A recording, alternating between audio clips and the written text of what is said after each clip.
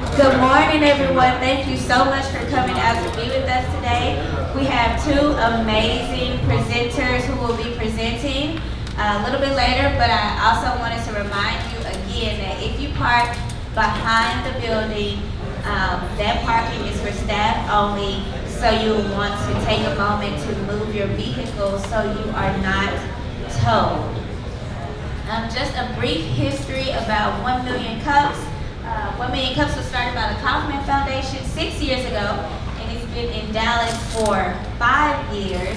And the goal of 1 Million Cups is to get 1 million cups of coffee drank while people are networking and talking about their businesses. So each week, two entrepreneurs meet up and present. They have 6 minutes to pitch, and then we open the floor for question and answers. So just a little hint, we are expecting you to ask questions. So while they're presenting, think of some things you can ask them, think of some feedback that you may have so you can let them know. And another thing, we have the 1 Million Cups app.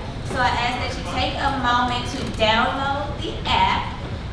This is a place where we can connect with each other. You can find out about other 1 Million Cups communities if you'll be traveling. They're in lots of cities. So if you find yourself somewhere else on a Wednesday morning and you're missing us, you can find a place to go. You can provide feedback to us, how we're doing, and you can also provide feedback to the presenters if you don't get a chance to ask your question or connect with them while you're here. But feedback can only be provided, there is a timeline based on the feedback. And after you download your app right now, I ask that you check in. And if you arrive a little bit earlier for 1 Million Cups or stay a little bit longer, you have 2 hours before or after to check in that you've been in 1 Million Cups. And you can see all of the companies who have been here today. So, I want to invite you guys to stand up and clap on our first presenter, Klyne Smith with Klyne Smith Professional Services.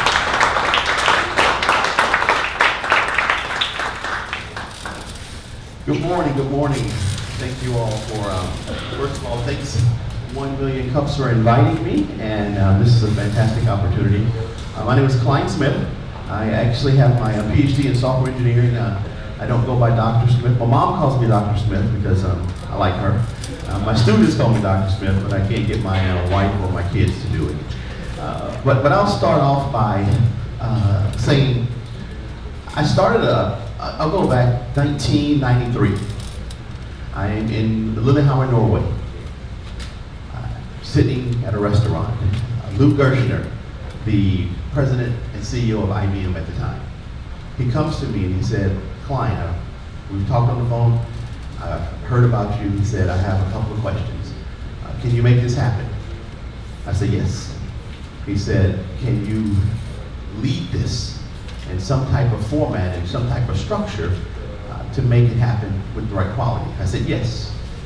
He said, can you set a structure and a platform and a solution that we can use in Lillehammer, Atlanta, Japan, and Australia?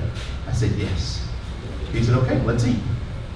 That 3-minute conversation with the president and CEO of IBM set me in the path and the mindset of how do I connect project management with technology. I was a technology guru. You know, I was building things for IBM, inventing things, coming up. But now he asked me to lead something, to drive it, to be technology, but also to make it repeatable. How do I use it in the Lillehammer Olympic Games? How do we take it to the Atlanta Olympic Games, move it to the Nagano Olympic Games and into Australia? And that required some type of format, structure, and process in order to make this happen. So over the next 25 years, I spent my career working with companies, making a lot of companies a lot of money to do just that, deliver solutions. I've delivered solutions with Amtrak, I've done solutions with Walmart and Kmart and Victoria's Secrets, and I deployed AT&T YURSELL and 4 or 5 different Olympics, and it gets going on and on and on. And it was the same concept, how to put program management in place so that we actually reap the benefits and actually deliver the projects. Because the Olympics, you can't fail. It must be delivered. They start on time regardless of technology. So what my company offers is a credentialed expert in project management services, project and IT organization, health assessment. So I come in and look at your organization, understand what you're doing, how does it actually work. I do these projects from anywhere from $5,000 project to a $300 million project. So I've delivered that range. I've delivered over 200 projects on 5 continents in over 25 different countries. So I understand how to make these things work. I also focus on risk management. Risk management, really I call it de-risking project execution. Risk management is easy. Everyone says, oh yeah, we do risk management. And I ask, let me see your risk management plan. And it doesn't want to exist. If you don't have a risk management plan, you're not doing risk management. You're hoping nothing goes bad and you're resolving it by, I call it the Superman and the Wonder Woman effect. We're going to come in and save the data that's broken. That's not sustainable. It's not repeatable. You shouldn't do that. That's a bad way to operate. Coaching and training for mentors. I come talk to your project managers. I understand what they're doing. I understand how they're working. I listen in on their calls. I look at their dashboards. I look at their status reports. I record their calls. I write down what they're saying right and wrong. How much information are they saying? What information should you be giving and not be giving? So really train your project managers. And I do all this behind the scenes. I don't need to be in front of your customer. I'm going to help you treat your customer better. And if you need me in front of your customer, you want me to drive it, I can.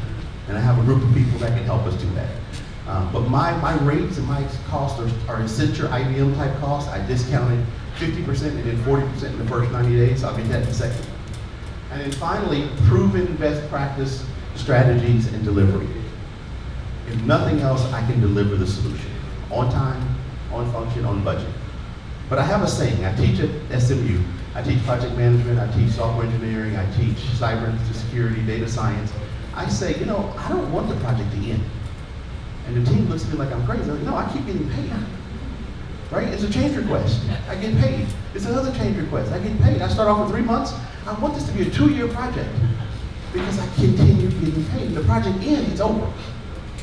So I want to help you on both sides. One, let's end the project if you want to get your money, get out. Or let's continue the project so we can advance this and we become a trusted consultant.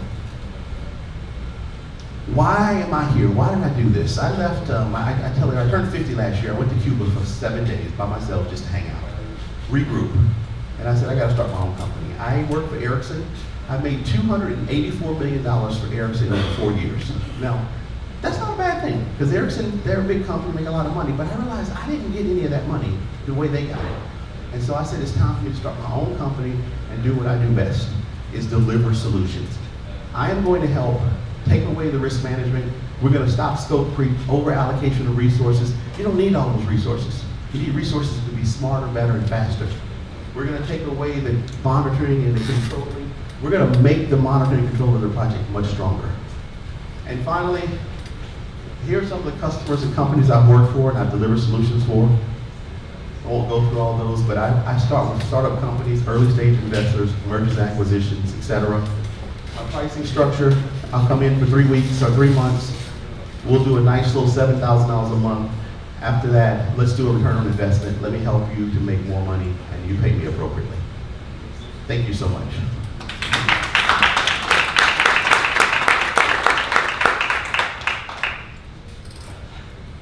All right, questions? Yes, so we will be kicking off Q&A, how we normally do.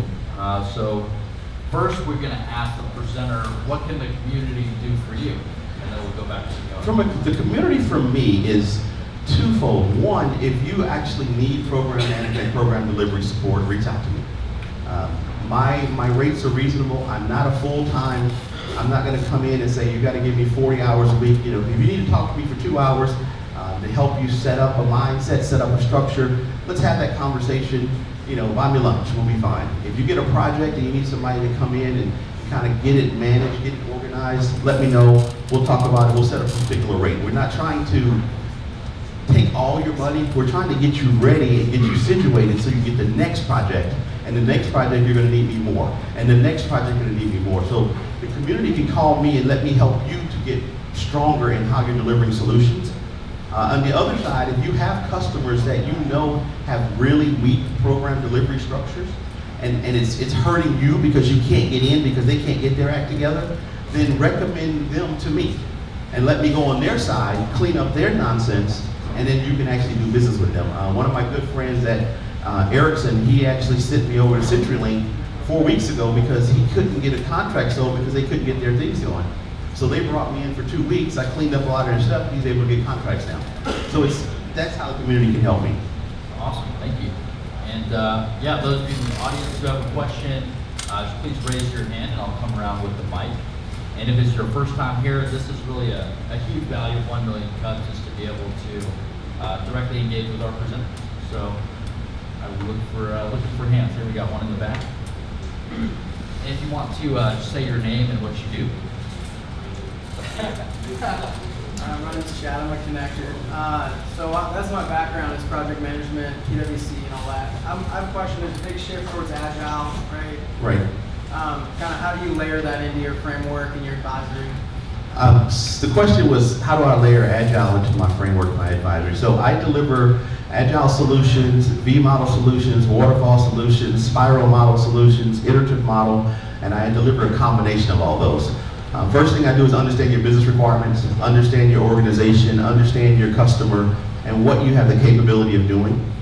Agile is effective in certain situations. It's really a bad situation. It's a bad choice in other situations. But I'm an expert on the methodologies. My dissertation was on delivery methodologies.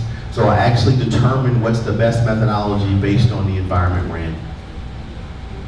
And then there are different ways to do Agile in the sense of we can do project management Agile, as you know. I can do pieces of Agile. So you just gotta use the right methodology based on the structure.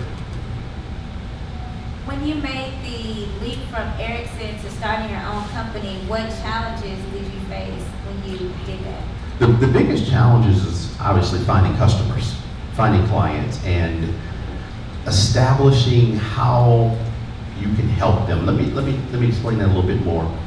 So I'm having a conversation with Toyota. So I got several contracts in. So in the conversation, the gentleman said, "Hey, I run forward project management now. Here's what we're doing, and this is why we're good." And so I started asking him questions. Can you send me a copy of your risk management plan? Can you send me a copy? He says, "Oh, okay, you just called me out. We're maybe not that good." But the challenge is, he has to bring me in order to do what he should be doing, right? If he is the VP of project management, his job is to have his project team set up, structured correctly. So the hardest part is really getting into the organizations in a place where they should be doing it already. And that's the biggest challenge I'm facing. Curious, what side of the business are you focused on the operation pieces? I assume, is that correct, on the operation side? And then within the operation piece, are you doing all across the SDLC? Are you doing the development aspect, production? Are you running projects in any of those areas? Service delivery? Are there issues of expertise that you're bringing in what areas? So my expertise is end to end. So I work with a couple of venture capitalists right now, and I evaluate companies for technical efficiencies. I also work with mergers and acquisitions, and I do the initiation process on how they need to set the contract up, how they need to set it up, the structure for delivery. And on the other side, I'll actually do the operations and the actual delivery. So I do from initiation, from pre-sales, I'll do your requirements analysis, I'll do your high-level, low-level design, structure, and at the same time, I'll deliver it for you. My expertise is range because I have patents on development, and I actually have technical expertise to put it together. So I run the gambit, which is also a challenge because I'm not specific. So when I put in proposals and when I put out my bio, I narrow it down significantly so that it looks like I do one or two things, but in reality, and I'm saying our group, is I can help you with the initial contract to the initial closeout, or to the final closeout. Hi, I'm Jeff. Thank you, Dr. Smith, for your presentation. And I come from a company that providing IT services. So basically a professional service similar to yours. The question is that also you mentioned that you work for different like large corporates like Toyota, and we also do here. And I have a like really let's say a question in terms of like business development is that how do you let's say target like you can work for large corporates and their rates are normally better, and you have like much higher contracts like larger value contracts with them. And then you also want to work for small entrepreneurs, which, let's say, they don't have much money and they always have, let's say, doubts or it's difficult to basically work with smaller companies and smaller contracts. How do you balance this, and why are you still trying to focus on the let's say startup businesses? Thank you. Good question. How do I balance working with small companies? And it's kind of what I said earlier. You're a small company, you're about to kick off an IT project, you're about to work with a vendor, or you're about to do something, and you're not really sure how to structure it. Let's go to lunch. No cost. Let's go to lunch. Let's talk about what you need to do. Let me give you ideas of what you can set up, how you need to look at it. Let me help you get that first contract. And maybe you pay me a couple $100 when you have it over the next 3 months just to make sure you stay on track. Because the goal is, if you get there, the next contract is going to be bigger. Let's say your first contract is $3,000. Well, the next one should be $10,000. And all of a sudden it's $20,000, $30,000. You're going to need more program structure. And that's where I come in, is I'm not looking to go full-time, 100% working with you as a partner. Let me help you get to that point where you need someone to drive it, because you need to go make more business. So that's how I look to do it in small environments. And then that's because I'm trying to offset my income by working with as many companies as possible. So if I can have 25 customers and they're all paying me $1,000 a month, that works out right. Now there are going to be some paying me 200, there are going to be some paying me 10,000. So it's a balance in there. But I know if I start with the people who are starting, because in 10 years, 5 years, you're going to be on $1 million projects, and you're going to need this capability in order to get to that level. My name is Fernando. I come from Mexico, Okay. and I have a question for you. What are the challenges that you face up in terms of scaling up your firm? And the other one is, what is your uniqueness? Because in a world where I can go to Google and put project management for IT firms, I have 2 billion results. So what's your uniqueness? Say that second question. The second part is, what's your uniqueness in a world where I can go to Google and put project management and I got 2 billion results? What's your uniqueness? Oh, okay, that's a good question. So the first one is scaling up. I have a company I work with called Tech Genie that has resources as I need it, but realistically, I have at least 300 project managers that have worked for me. I've certified over 1,000 all over the world. So they are waiting for me to be successful so they can come work for me. Right now, I use people who are full-time working, and they just give me 8 hours or 6 hours of time. I pay them a very little fee because they have a full-time job. It's the same thing. They're trying to help me get up and running so that they can come work for me. So that's the first one. So I have a large network. I also teach past the project management courses, boot camp with another course. I teach at SMU project manager. So I have access to a lot of project managers and technical people at great prices who are trying to get moving. The second one, my need is that I'm 50 years old. I've been doing this for 25, 30 years, and I've seen it from the 4,000 project to the 300 million project. I understand how the big companies work. I've worked in them, and I've actually delivered to them. So my value proposition is that my academic knowledge, along with my industry experience, combines the 2 worlds. Hi, Rob Russell from Reinvent. How you doing, Rob? Nothing to do with Reinvent. In the past lives, I have seen risk management projects horribly done, and they have taken forever. So my question for you is, for a small business, let's say 1, 2 locations at the most, what would be your rule of thumb for how long and how intense the effort should be to go put together a good risk management project? A good risk management project for small, how many employees? Let's say less than 50. Okay, and revenue? Probably less than 30 million. Okay, so the first thing we do is we look at your supply chain, and we look at your end-to-end flow, and we look at the key points that are going to stop you from growing quickly or things that are going to pull you back.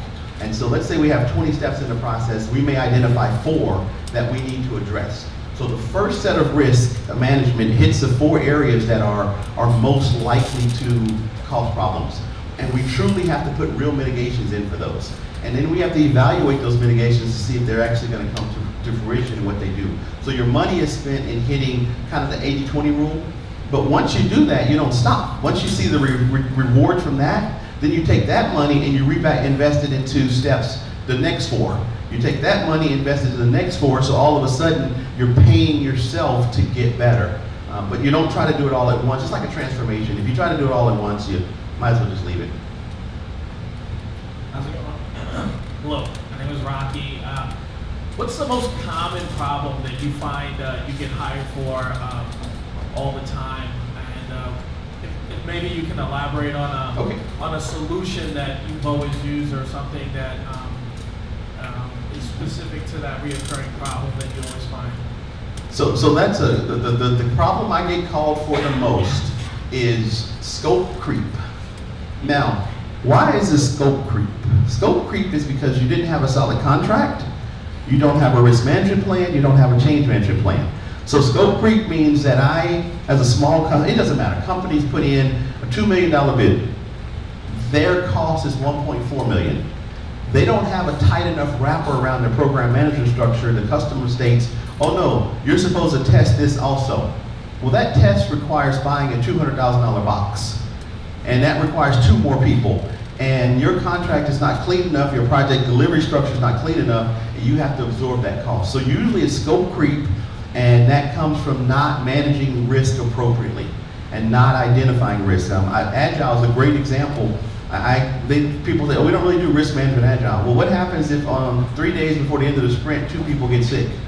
Or what happens if 3 people get pulled off the middle of the sprint?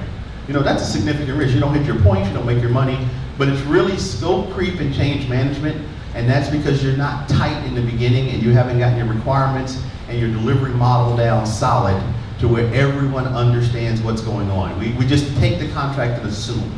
I've gone in and saved projects. I was in Vietnam, and it took me 4 days, and I couldn't get a statement of work. I finally flew to Vietnam and sat with the guy, and he says, we don't have a statement of work. And they're in the final stages of the project without a statement of work. That's a problem. So it's really scope creep due to a lack of fundamentals of project management. Hi, my name is Dinesh, and do you typically work on projects here, or do you do it remotely, anywhere in the world, or?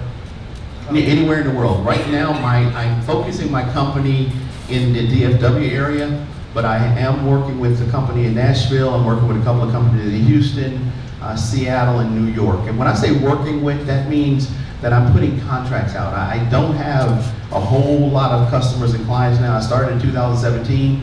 I started in January, so I'm still trying to drive my customer base. I respond to RFPs at least once a week, maybe once every 2 weeks. I put out a proposal at least once a week. So I am pushing out RFPs and proposals, primarily DFW, stretch to Houston. Now I'm starting to hit a lot more areas. Sounds like you might need a project manager. Yes, you know what I need? A sales team. Business That's all development. the time we have for questions. Thank you so much. Thank you so much. Thank you all so much for having me.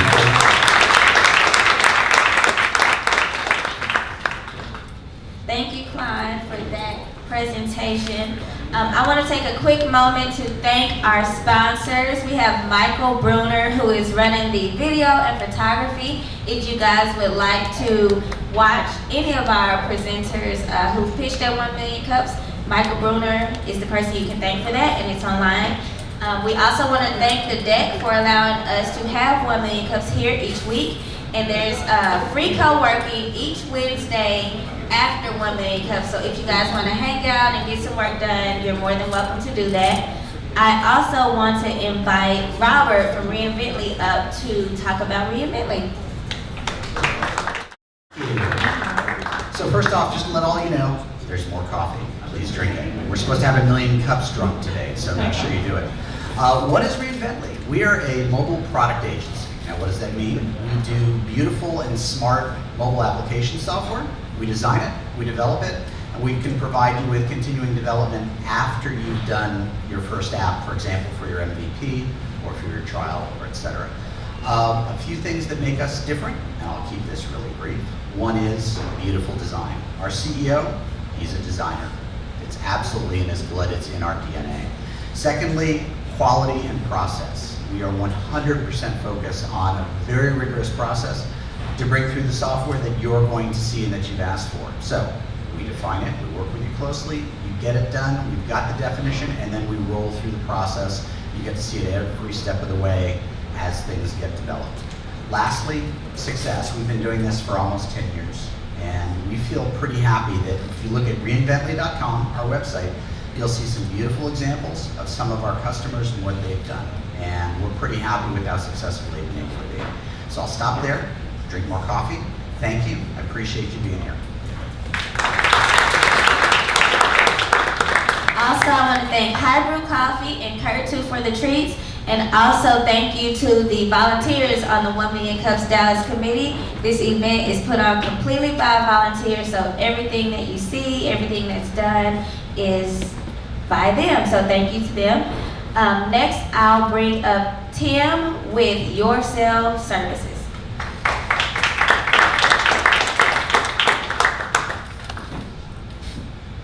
How y'all doing? I have to say, looking out of the audience, that I'm surprised that you're not more wired, considering how much coffee goes to this place. So we're pleased to be here. Thanks to 1 Million Cups. My name is Ted Pillmeyer. I'm with YURSELL, and we empower women and men to sell their own cars themselves and do that for maximum cash, but also do it safely and easily. We are the first and only end-to-end safe and local, meaning physically on the ground, desktop and mobile platform-based private sale facilitator. Our DNA was formed when about 2 years ago, we saw a story of a granddaughter with her grandfather and said, "Would you help me sell my car?" "Grandpa, I don't feel comfortable doing it myself." Grandpa said, "Sure," went down south of Waco and met the buyer. Except the buyer didn't buy the car. He beat Grandpa nearly to death. Stole the car, robbed Grandpa. When we saw this, we wondered if that was happening a lot. Turns out it's happening all over the United States. Most recently, in December, down in Houston, a man went to sell his car himself, filed a report, gone 2 days, found his body, car gone. He actually died in that case. This happens a lot, and that's why we originally got involved, because we wanted to empower women. It turns out that women have a real issue in selling their own cars themselves. They usually want to have help, or they won't do it. So they end up trading the car in and losing a lot of money. And then men often think our nature is to think we know more than we do in a particular area, and so we go off and we try to get in the middle of a sale and find that it's a little more difficult than we thought it was, and there's a little more risk involved in it than we thought it was. We actually, in looking at this market, we saw the 4 key issues that really exist. It's trust. Clearly, that's our currency, our core currency. Secondly, it's personal risk. Third is time. And lastly, obviously, profit. It turns out that we can, even on a $10,000 car, we can get you about $1,000 more than even if you sell a car yourself. There's some key reasons for that. The overall private sale market, we found out as well, was quite large, as you can imagine. The used car market is even larger at $420 billion. The private sale market is 30% of that. So the market is quite good and pretty much untouched, heavily underserved today, and there's some key reasons why that is today. How does our service work? And this is one of the key reasons why the market hasn't been addressed, because you have to keep it really simple and inexpensive. So from a seller perspective, you basically do 3 things. You sign up and take the car to an inspection at one of our certified service partners. Then you bring the car back to the buyer meeting, and we help you sell it and you get paid. Basically 3 things. We do everything else. So when you bring the car in for the inspection, we're going to immediately assign you a private facilitator specific to your car, to your sale. We're going to then look at the inspection that comes back, and we're going to help you figure out what to fix. It's the curb appeal, right? What not to fix. We're going to help you then assign a price, and that price is not just market comp based, it's also based on your specific vehicle. So it's the best price that's out there, which means from a buyer perspective, again, we're driving that trust, right? Because there's a core inspection, we're doing Carfax and histories and all those pieces as well, which helps with the buyer perspective. Then we are going and doing all the marketing, bringing the buyers to the table. You go back to the certified service partner where you started, can go to the meeting, do that around your schedule, around the schedule of the seller. Those meetings are at our entity service providers, which include guys like Christian Brothers and Honest One today, and we're actually adding Firestone over time, which helps with our national program. The team behind the project is very important in making this happen, and that's also another reason why this hasn't happened in the past, because you really need two guys. You got to have a tech guy, and that's me. I'm 20 years in the IT and mobile industry. Roll out wireless data and all the good stuff. I won't stand up here and date myself. But my partner is 20-year veteran in used cars. So he's an expert at taking small dealerships to large ones. It takes both sides. And we're a platform, so you need a technology piece to make it inexpensive and to provide all the services and capabilities necessary to make the process happen. But then you need the understanding of how the used car industry works and all the bits and pieces there. On the back end of this system, that becomes even more important because we provide the financing, the warranties, and the trade-in for the buyers as they come in. So we're taking care of the front and the back. And one of the other things I will point out for the buyer piece is that we provide a 90-day free warranty included in the program. Our programs are inexpensive, $99 to sign up, so we actually lose a little money on the front end, and then $299 when you sell the car. We make the majority of our money on financing, warranties, and so forth. By the way, Cullen is our chief tech musician. I'd like to point him out. He's done an incredible job on our website and our custom site, which we'll launch coming up. So some of the advantages that we have, and these advantages are really around what we call mission meets profit. So we have a very profitable business, but we also have a mission. Our mission is to empower women, and that also extends into the philanthropy space. We'd like to get involved and help folks on women that are at risk in the issues around the automotive issue in terms of having their own car and be able to afford that car. So we're highly scalable. We've got, for investors, we have a first year profitable. We will be first year profitable, 24-month payback, and so forth. Looking to expand.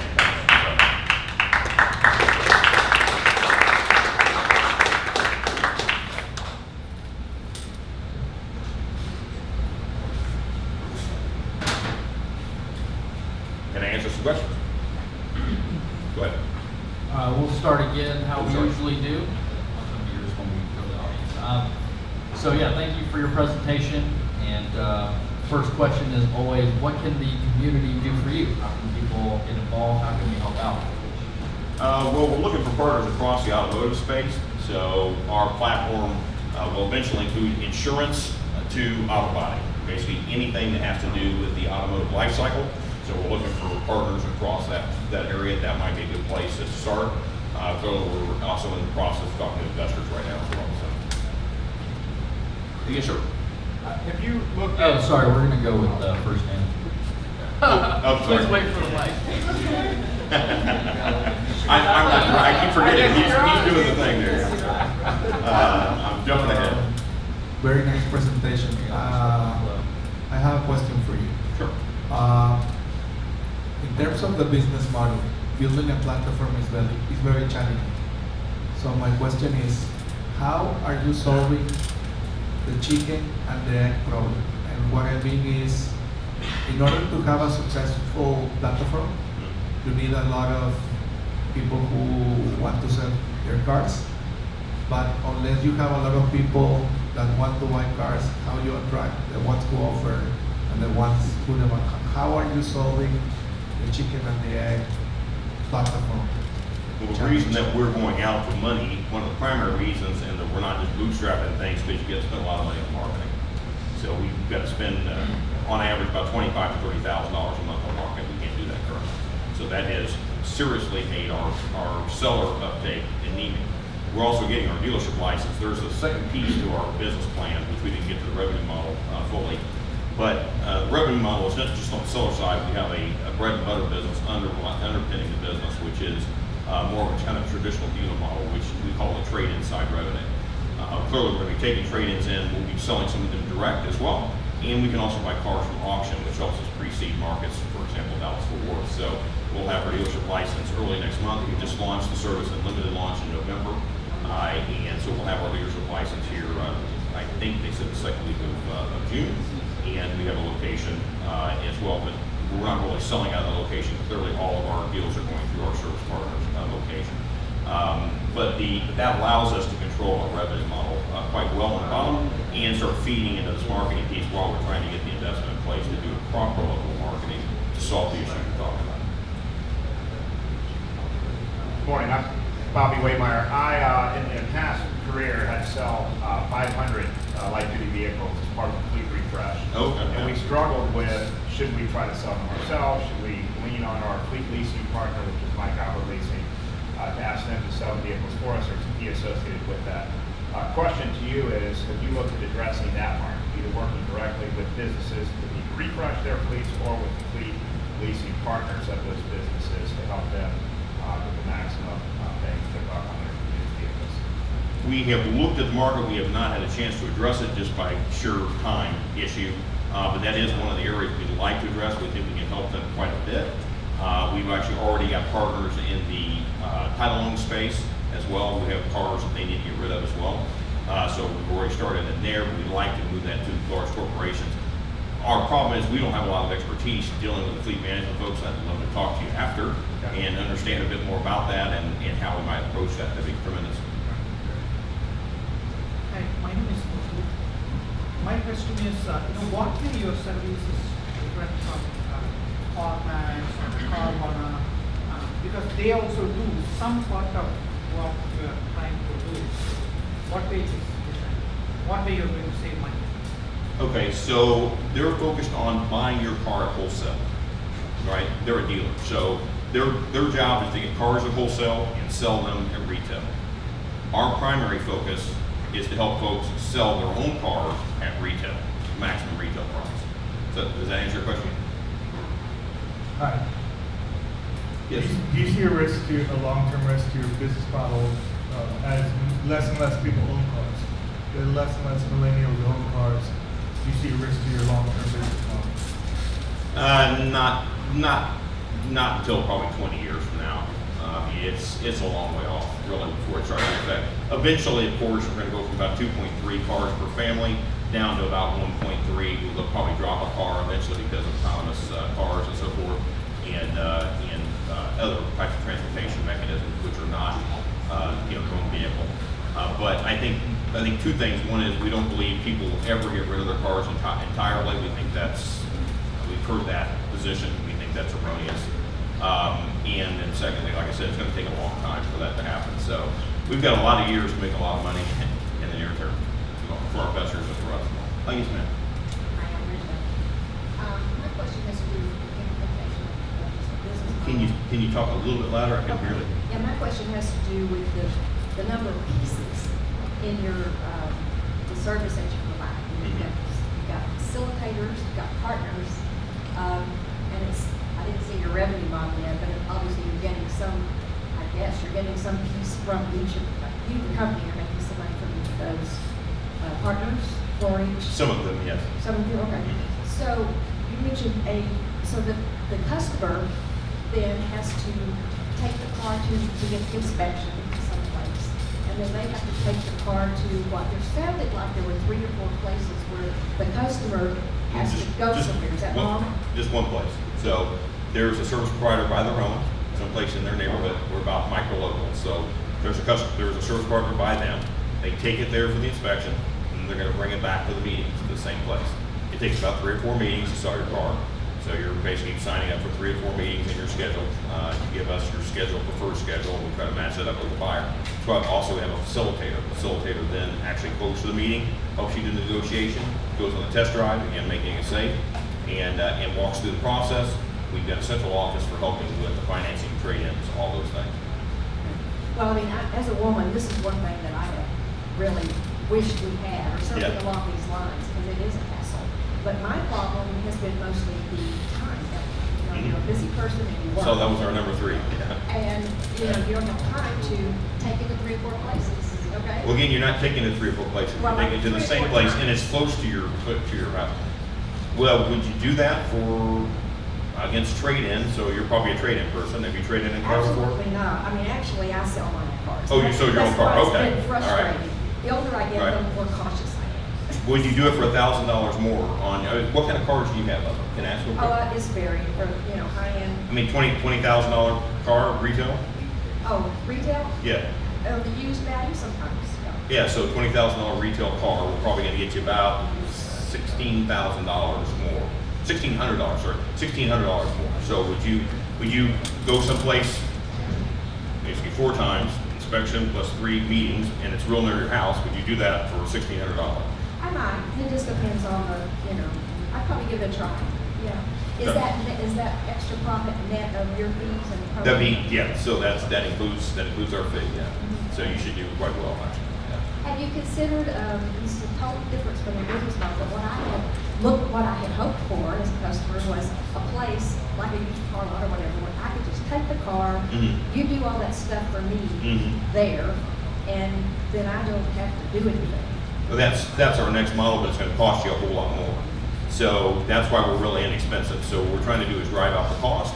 If we have to take care of the car, your cost is gonna go up tremendously, because we've gotta pay for that car, locating it. We've gotta pay for the insurance, we've gotta pay for a lot of things to have it localized.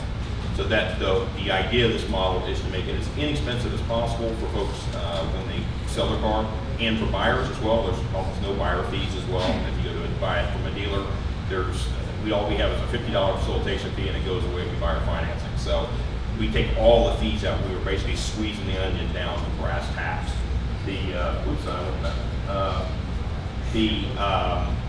So basically you get the idea. And so the next model that we're going to add will take care of the car. Actually, I have one right now. I'm doing it as a special favor. We've got a 16. It's a 2016 F250. If anybody needs a 2016 F250, things are beautiful. It's perfect. It's like new. But I agree, because the guy is out of town. I agreed to co-locate that on our lot for him. But that's not our business model today. Thank you very much for your presentation. So my name's Harry, and I see a lot of cars with the paper tags, meaning that they probably bought them or got them, pretty recently. So if I'm looking to sell my car, what makes it, besides the extra money to it, is there anything else that makes it advantageous to go through YURSELL, or can you also specifically talk about the time frame? So say I want to sell my car today, how does it compare with me putting it on Craigslist versus me putting it on YURSELL, that time frame? It's basically, it takes about, for a dealers sell a little bit faster than the individual, but not a lot faster. It's about 40 in terms of getting buyers to the table. The difference is that you have to do a lot of buyer filtering, okay? You do it yourself. So put it on Craigslist, for example, you're gonna have a ton of dealers calling you, pretending to be buyers, but are actually wanting to buy your car wholesale. So they're gonna, what's called rip a trade, it's called ripping a trade. They're gonna try to do that. They're gonna be folks calling you for all kinds of reasons, including folks that really don't want your car, but they're trying to get knock off $1,000 and steal a car. That's almost from a buyer, they're called stealing a car. So they want to get $1,000 off. We're helping eliminate all those guys. When we take you to a meeting, it's a real buyer. He is really ready to buy, and we try to also pre-qualify those guys for financing, so that basically 80% of the buy has already happened before he gets it. He now wants to actually test drive the vehicle. That's why we need to be physically on the ground at the meetings. It's not just to keep you safe, but also because he wants to physically test drive and touch that vehicle. And we've got time for one more question, so we'll take one here in the back. Oh, sure. And then if you still have something, please feel free to stick around after the event. Yeah, I'll hang around for a while. I'm not sure if I missed it, but it's a two-part question. Number one, where are you finding the buyers for the vehicles? Is it just like an online marketplace? And number two, I see there's an advantage to sell the car through you. Is there an advantage to a buyer to buy a car from you? Yeah, so let me take those in two parts. It's kind of a two-part question. So in terms of marketing, we do the standard online. There's a variety of different places, and we pay for several of them to get dealer level ad placement and so forth. But we also do some offline marketing. So for example, this F250 I mentioned, it's a kind of difficult thing to sell. It can be kind of difficult. This one's been a little challenging. And so we actually, so in that case, for example, I'm actually going to my contacts. I did some construction stuff on the side, some commercial construction on the side back in the day. And so I've got friends in the construction industry. So I've actually been going to my friends in land development and construction to move that vehicle as well. So there's kind of a lot more than meets the eye, and that's why we give you a facilitator, because he is really incentive financially to get your car sold. So that's number one. The second part was, Is it an advantage for the seller? for the buyer. What's the buyer's? So on the buyer side, there's a couple different advantages. One is our process is really easy. We have a thing we call the lunchtime buy, which means we're going to get you in and out under an hour. And most of the time it's going to be 40, 45 minutes. Most buys from a dealer, for example, it's going to take 2, 3, 4 hours. When I bought my CTS, it took 4 hours to get in and out of there after negotiations and all this garbage.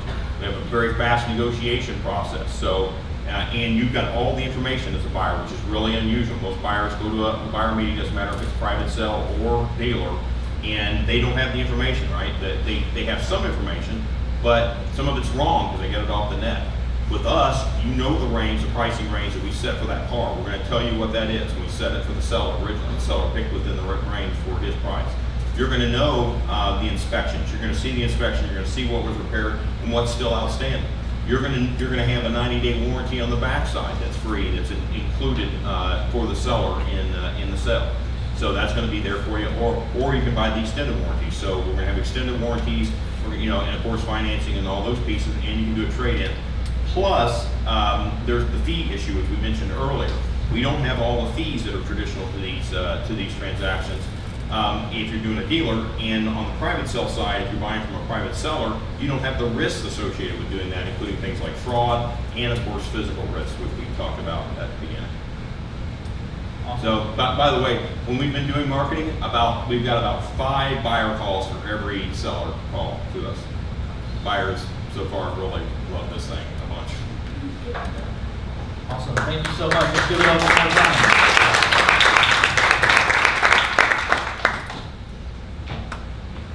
Thank you, Ted.